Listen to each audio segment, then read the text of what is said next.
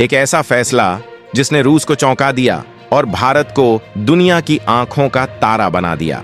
जब रूस पर पश्चिमी देशों ने आर्थिक बम गिराए तो ज्यादातर देश पीछे हट गए, लेकिन एक देश बिना झिझके रूस के साथ खड़ा रहा, भारत। बदले में रूस ने भारत को न सिर्फ सस्ता कच्चा तेल दिया, बल्कि घातक हथियारों, स्पेस टेक्नोलॉजी और साइबर डिफेंस में भी साझेदारी की। मगर अब भारत ने रूस को एक ऐसा अनमोल तोहफा देने का फैसला लिया है जिससे पूरी दुनिया हैरान है और रूस गदगद। आखिर भारत ने ऐसा क्या कर दिया जिसे नए युग की शुरुआत कहा जा रहा है, और कैसे ये कदम भारत को बना रहा है दुनिया का गेम चेंजर? इस रिपोर्ट में खुलेंगे सारे राज। बने रहिए अंत तक। रूस और भारत के रिश्ते आज के नहीं हैं, बल्कि शीत युद्ध के जमाने से ही दोनों देश एक दूसरे के भरोसेमंद साझेदार रहे हैं। लेकिन 2022 में जब रूस और यूक्रेन के बीच जंग छिड़ी और अमेरिका समेत पूरे पश्चिम ने रूस पर सैकड़ों प्रतिबंधों की बौछार कर दी, तब एक एक करके सारे देश पीछे हटने लगे। पर भारत ने कोई बयानबाजी नहीं की, कोई धमकी नहीं दी, बल्कि सीधे मैदान में उतरकर सस्ते कच्चे तेल की डील की, और वो भी इतनी बड़ी कि 2021 तक जहां रूस से सिर्फ 2% तेल आता था, वहीं आंकड़ा 2023 में बढ़कर 40% तक पहुंच गया। भारत ने वो चाल चली जिसे गेम चेंजर मूव कहा गया। लेकिन यह डील केवल सस्ता तेल पाने की कहानी नहीं है, इसके पीछे है गहरी रणनीति। रूस को जहां एक भरोसेमंद मार्केट मिला, वहीं भारत को सिर्फ तेल ही नहीं, बल्कि उन्नत सैन्य तकनीक, परमाणु ऊर्जा सहयोग और साइबर टेक्नोलॉजी तक की पहुंच मिली है। भारत ने रुपये रूबल व्यापार के लिए एक वैकल्पिक भुगतान प्रणाली शुरू की, जिससे डॉलर पर निर्भरता घटी और रूस को वैकल्पिक अर्थव्यवस्था का सहारा मिला। भारत ने रूस के सामने कभी ये नहीं कहा कि वह केवल उपभोक्ता है। इसके बदले में भारत रूस को फार्मास्यूटिकल्स, इंजीनियरिंग गुड्स, ऑर्गेनिक उत्पाद, आईटी सर्विसेज और डिजिटल टेक्नोलॉजी में असली सपोर्ट दे रहा है। इन्फोसिस, सन फार्मा, टीसीएस जैसी कई भारतीय कंपनियां रूस में अपने ऑपरेशंस को मजबूत कर चुकी हैं। इसके अलावा भारत ने रूस में कई संयुक्त ऊर्जा परियोजनाओं में भी निवेश किया है, जैसे कि सखालिन 1 में भारतीय कंपनियों की हिस्सेदारी। अब सवाल यह है कि ये सब भारत को कैसे फायदा पहुंचा रहा है और आगे भारत क्या रुख अपनाएगा। आइए इस वीडियो में आगे जानते हैं। रूस यूक्रेन युद्ध के बाद जब पश्चिमी देशों ने रूस से तेल खरीदना लगभग बंद कर दिया, उस वक्त भारत ने इस अवसर को रणनीतिक रूप से भुनाया। भारत ने रूस से सीधे ऑरल्स ग्रेड क्रूड की रिकॉर्ड मात्रा में खरीद शुरू की। ये क्रूड ऑयल आमतौर पर पश्चिमी यूरोप को भेजा जाता था, लेकिन प्रतिबंधों के कारण रूस ने भारत और चीन जैसे एशियाई देशों को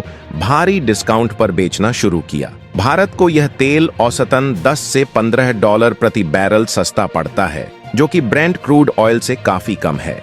इसके चलते 2023 से 24 में भारत का लगभग 35% से 40% कच्चा तेल आयात केवल रूस से हुआ, जो इससे पहले 2021 तक 2% से भी कम था। भारत ने एक ओर तो विदेशी मुद्रा भंडार की बचत की और दूसरी ओर पेट्रोल डीजल की कीमतों में स्थिरता बरकरार रखी, जबकि अंतर्राष्ट्रीय बाजारों में भारी उतार चढ़ाव जारी था। सिर्फ इतना ही नहीं, भारत ने इस कच्चे तेल को रिफाइन करके न केवल घरेलू जरूरतें पूरी की, बल्कि इसे रिफाइंड प्रोडक्ट जैसे डीजल और पेट्रोल के रूप में यूरोप और अफ्रीका को भी एक्सपोर्ट किया, जिससे भारत का ट्रेड बैलेंस सुधरा और विदेशी मुद्रा अर्जन भी बढ़ा। जब रूस पर पश्चिमी देशों ने सैकड़ों आर्थिक प्रतिबंध लगाए, तब सबसे बड़ा झटका उसके बैंकिंग और फाइनेंशियल सिस्टम को लगा। वीजा और मास्टर कार्ड जैसी अमेरिकी कंपनियों ने रूस में अपने ऑपरेशंस बंद कर दिए और SWIFT जैसी इंटरनेशनल पेमेंट सर्विस से भी रूस को बाहर कर दिया गया। ऐसे में रूस के लिए इंटरनेशनल ट्रांजैक्शन करना बेहद मुश्किल हो गया। इसी वक्त भारत ने आगे बढ़कर एक ऐसा डिजिटल समाधान पेश किया जो रूस के लिए किसी वरदान से कम नहीं। भारत ने रूस को UPI यूनिफाइड पेमेंट्स इंटरफेस जैसी पेमेंट टेक्नोलॉजी देने का प्रस्ताव रखा है, जो न सिर्फ तेज और सुरक्षित है, बल्कि पूरी तरह से स्वदेशी और स्वतंत्र है। इसके साथ साथ रुपे कार्ड और इंडियन पेमेंट गेटवे को रूस में लागू करने की योजना पर भी चर्चा हो रही है। इसका मतलब ये हुआ कि रूस अब अमेरिकन फाइनेंशियल सिस्टम्स पर निर्भर नहीं रहेगा। ये सिर्फ एक टेक्नोलॉजी ट्रांसफर नहीं है, बल्कि डिजिटल आजादी की दिशा में एक ऐतिहासिक कदम है। भारत की ये पहल रूस को एक ऐसा विकल्प दे रही है जो उसे पश्चिमी दबावों से मुक्त कर सकती है, और यहीं से शुरू होती है एक नए युग की कहानी, जहां भारत सिर्फ एक पार्टनर नहीं बल्कि एक डिजिटल नेता बनकर उभरता है। रूस पर लगे पश्चिमी प्रतिबंधों के बाद जब अमेरिका और यूरोप की बड़ी आईटी कंपनियां वहां से अपना बोरिया बिस्तर समेट कर निकल गईं, तो रूस के सामने डिजिटल डेवलपमेंट और साइबर सिक्योरिटी को लेकर बड़ी चुनौती खड़ी हो गई। ठीक इसी वक्त भारत की टॉप आईटी कंपनियों जैसे इन्फोसिस, TCS और HCL ने रूस में एंट्री करने की तैयारी शुरू कर दी। ये कंपनियां अब रूस को टेक्नोलॉजी सर्विसेज, सॉफ्टवेयर डेवलपमेंट और साइबर सिक्योरिटी जैसे अहम सेक्टरों में मदद देने जा रही हैं। इतना ही नहीं, रूस की कई सरकारी एजेंसियां और संस्थान भी अब भारत से अपने डिजिटल इंफ्रास्ट्रक्चर को मॉडर्न बनाने में सहायता मांग रहे हैं। भारत की ये पहल न केवल रूस की डिजिटल रिकवरी में मदद कर रही है, बल्कि भारत को एक ग्लोबल टेक लीडर के रूप में स्थापित भी कर रही है। ऐसे समय में जब दुनिया रूस से दूरी बना रही है, भारत की कंपनियां उस खाली जगह को भरकर दोनों देशों के रिश्तों को नई मजबूती दे रही हैं। रूस यूक्रेन युद्ध और पश्चिमी देशों के प्रतिबंधों के चलते रूस की फार्मा सप्लाई चेन बुरी तरह प्रभावित हुई है। यूरोप और अमेरिका की कई दवा कंपनियों ने रूस में अपना कारोबार बंद कर दिया, जिससे वहां मेडिसिन की भारी किल्लत पैदा हो गई। ऐसे में भारत ने आगे बढ़कर रूस को जेनेरिक मेडिसिन और वैक्सीन्स की सप्लाई शुरू की है, जो न सिर्फ किफायती हैं बल्कि गुणवत्ता में भी विश्वसनीय मानी जाती हैं। रिपोर्ट्स के मुताबिक 2024 से 25 तक भारत और रूस के बीच फार्मा ट्रेड $10 बिलियन तक पहुंच सकता है। भारत की दवाएं अब रूसी अस्पतालों, क्लिनिकों और मेडिकल स्टोर्स की रीढ़ बनने जा रही हैं। ये साझेदारी न सिर्फ रूस की हेल्थ सेक्टर की रिकवरी में अहम भूमिका निभाएगी, बल्कि भारत को एक ग्लोबल हेल्थ केयर हब के रूप में और मजबूत बनाएगी। रूस और भारत ने एक ऐसा फैसला लिया है जो अमेरिका के डॉलर डोमिनेंस को सीधी चुनौती देता है, और वो है रुपया रूबल व्यापार मॉडल। इस व्यवस्था के तहत दोनों देश अब आपसी व्यापार में डॉलर का इस्तेमाल नहीं कर रहे, बल्कि अपनी स्थानीय करेंसी यानी भारतीय रुपया और रूसी रूबल में लेन देन कर रहे हैं। इससे रूस को अमेरिकी डॉलर और वेस्टर्न बैंकिंग सिस्टम्स पर निर्भर नहीं रहना पड़ता, जो कि पश्चिमी प्रतिबंधों के कारण पहले ही उसे बाहर कर चुके हैं।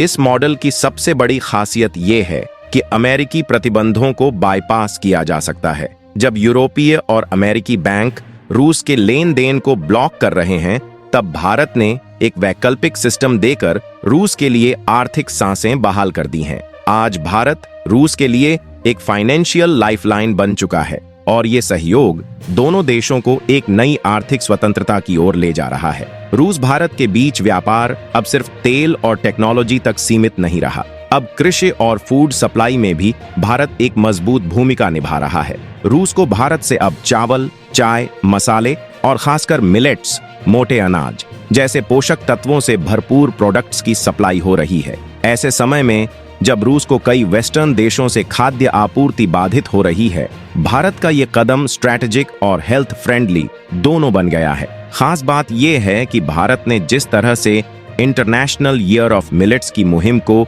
ग्लोबल लेवल पर उठाया है, उसे रूस का भी समर्थन मिल रहा है। अब भारत न सिर्फ रूस को मिलेट्स एक्सपोर्ट कर रहा है, बल्कि मिलकर वहां मिलेट बेस्ड न्यूट्रिशन मॉडल तैयार करने में भी सहयोग कर रहा है। यह पहल सिर्फ व्यापार नहीं, बल्कि सॉफ्ट डिप्लोमेसी का हिस्सा बन चुकी है, जो भारत को ग्लोबल एग्रीकल्चर लीडरशिप की ओर ले जा रही है।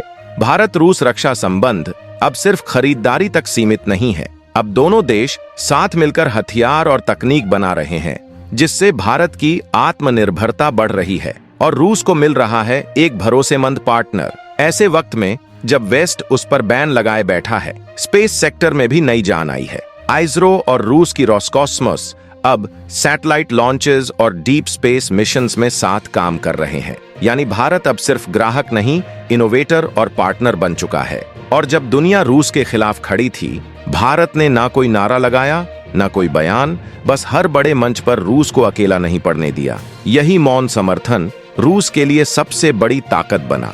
भारत की ये न्यूट्रल लेकिन दोस्ताना नीति रूस के लिए सिर्फ सहारा नहीं, बल्कि एक डिप्लोमेटिक गेटवे बन गई। भारत ने दुनिया को दिखा दिया कि जो देश खुद संतुलन बना सकता है वही दूसरों को भी स्थिरता दे सकता है। और इसी वजह से आज भारत को केवल एक व्यापारिक या सामरिक साझेदार नहीं, बल्कि एक उम्मीद और नई विश्व व्यवस्था का अगुवा माना जा रहा है। भारत ने जब रूस को सिर्फ मदद नहीं बल्कि विकल्प दिए तो दुनिया को समझ आ गया कि अब ग्लोबल पावर वही होगा जो दूसरों के लिए उम्मीद बने। तो अगर आपको लगता है भारत सही राह पर है, वीडियो को लाइक करो, अपने दोस्तों के साथ शेयर करो और सब्सक्राइब करो इस चैनल को, ताकि अगली बार भी सच्चाई सबसे पहले आपके पास पहुंचे। जय हिंद।